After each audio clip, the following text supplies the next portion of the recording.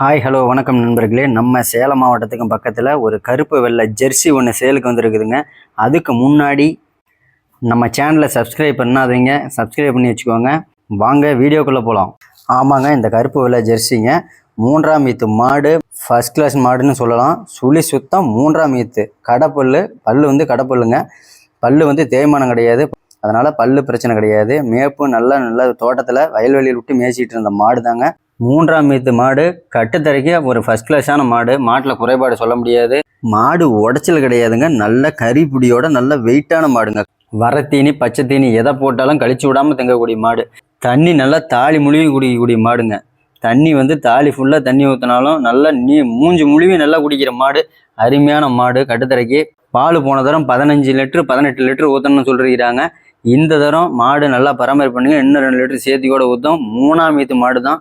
மாட்டில் மூலம் பிரச்சனை, மடி கம்ப்ளைண்ட்டு, இந்த மாதிரி எந்த ஒரு கம்ப்ளைண்ட்டும் கிடையாது. ரோஸ் மடி, கருப்பு காம்பு. ஆமாங்க, ரோஸ் மடியில் கருப்பு காம்பு. நல்ல ஒரு தரமான மாடுங்க, தரமான மாடு. இன்னும் மாடு 20லேருந்து 25 நாள் கன்று போடுறதுக்கு டைம் எடுத்துக்குங்க.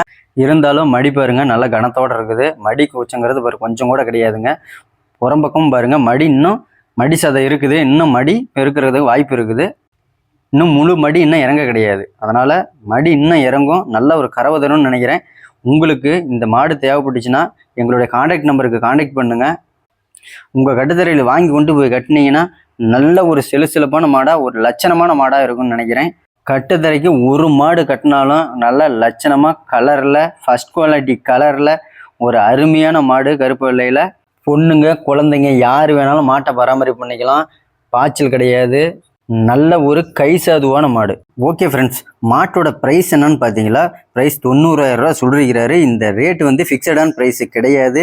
வாங்க அனுசரித்து பேசிக்கலாம். ஏன்னா சொல்கிற ரேட்டை யாருமே கொடுக்க போகிறது கிடையாது.